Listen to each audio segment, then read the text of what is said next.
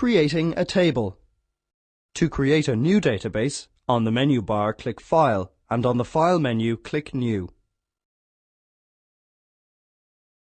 The New File task pane appears on the right side of the window, which provides you with options for opening new and existing files, as well as for creating a new file from a template. We want to create a new file, so under the New File section, click Blank Database. The File New Database dialog box appears, prompting you to save the database. When creating a new database, you must first name it and then save it on your computer. Saving your database ensures that any changes you make to it are permanently recorded. Local Disk C is currently selected in the Save In box, and all folders currently stored on the local disk are displayed in the folder list. To change the location where this database is saved, in the folder list, double-click the Human Resources folder. As this database will contain employee records, let's save the database in the Employee Details folder. Double-click the Employee Details folder. It is good practice to assign descriptive and appropriate names to new databases, as this will make it easier to remember and then locate a database the next time you need it. To name this database, double-click the File Name text box and type Employees.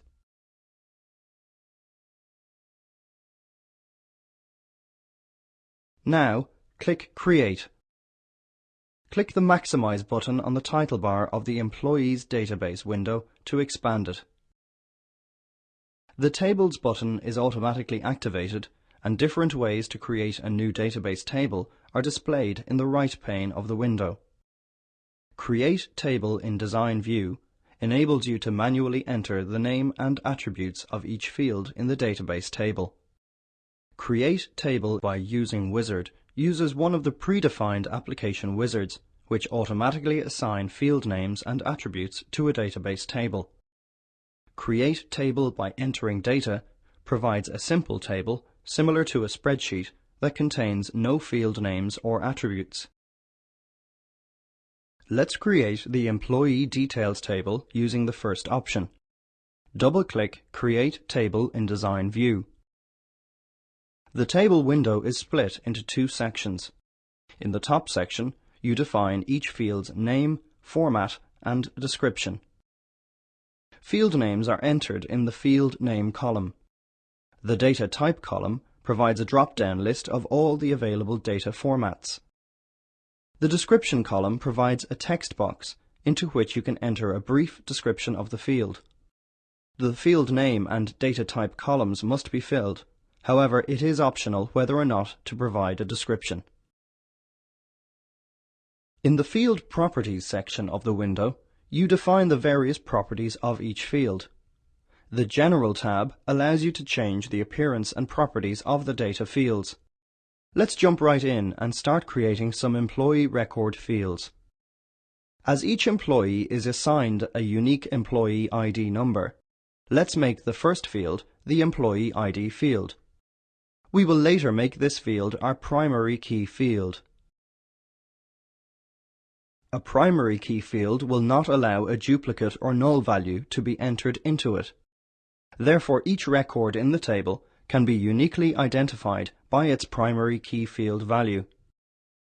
In the first field in the Field Name column, type Employee ID.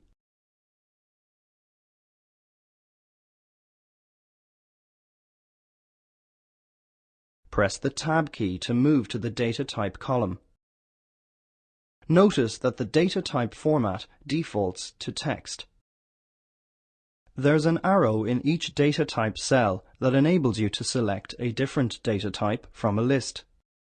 Click the data type arrow to view the various data types available. Let's take a brief look at each of these formats. The text format accepts text or combinations of text and numbers, such as addresses, up to 255 characters. The memo format also accepts text or combinations of text and numbers, but it accepts up to 64,000 characters. The number format accepts numeric data that will be used for mathematical calculations. The date-time format accepts date and time data, and the currency format accepts monetary units. The auto-number format automatically inserts a unique number, which is usually a sequential number, when a record is added. This format is most commonly used as the primary key field, as it ensures that no duplicate values are entered in this field. The yes-no format is used for fields that will contain only one of two values, such as yes or no, or true or false. The OLE object format accepts objects created in other applications using the OLE protocol, such as Word documents or Excel spreadsheets. The hyperlink format is used for fields that will store hyperlinks, such as a URL. The lookup wizard format creates a field that allows you to choose a value from another table or from a list of values using a combo box. Since we have decided to make the employee ID field our primary key field, select Auto Number from the list and then press Tab.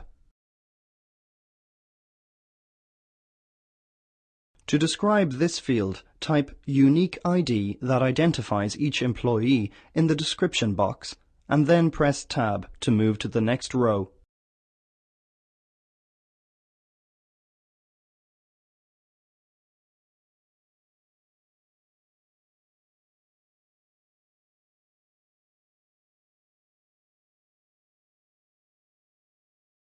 The second field in the Employee Details table will contain the employee's first name, so type first name in this field and press Tab.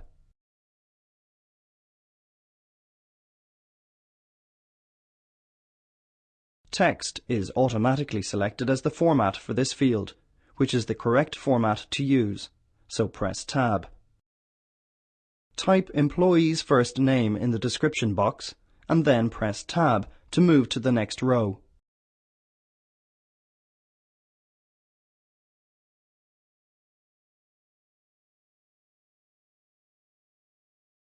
The next field in the Employee Details table will contain the employee's last name, so create this field using last name as the field name, text as the data type, and employee's last name as the description.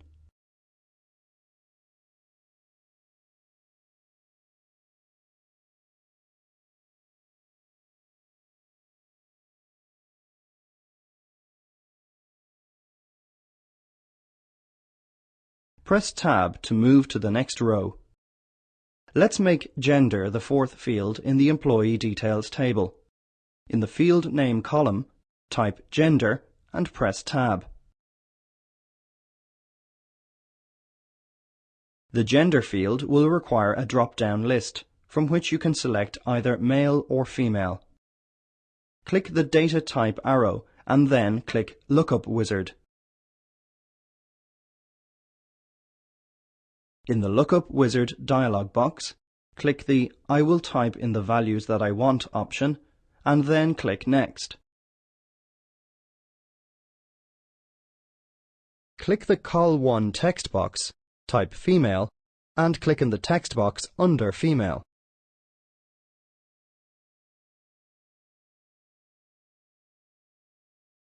Type male and then click Next.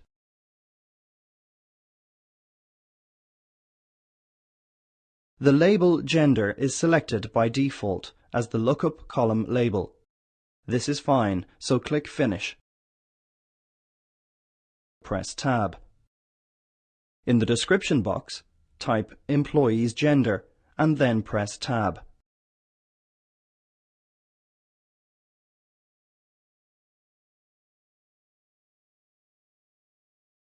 The next field in the Employee Details table will contain the employee's date of birth, so create this field using date of birth as the field name, date time as the data type, and employee's date of birth as the description.